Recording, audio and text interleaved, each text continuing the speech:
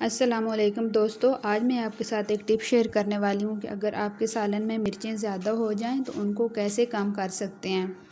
तो ये बहुत ही इजी टिप है और बहुत ही आपके काम आने वाली है, तो आपने वीडियो को एंड तक ज़रूर देखना है।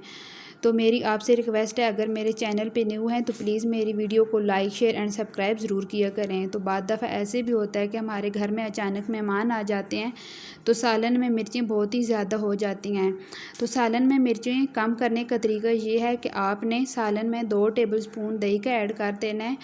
तो दही को आपने अच्छे तरीके से सालन में भून लेना है। तो इस दही से ये होगा कि आपके सालन का जो टेस्ट है वो भी बहुत अच्छा हो जाएगा और मेहमान भी जो हैं वो आपके सालन की तारीफ़ करेंगे और आपकी जो मिर्चें हैं वो भी बहुत कम हो जाएंगी। तो अगर दोस्तों मेरी आज की जो टिप आपको अच्छी लगी हो तो प्लीज़ मेरी वीडियो को लाइक शेयर एंड सब्सक्राइब ज़रूर किया करें। तो इसी तरह मैं आपके लिए न्यू रेसिपी न्यू टिप लेकर आती रहूँगी।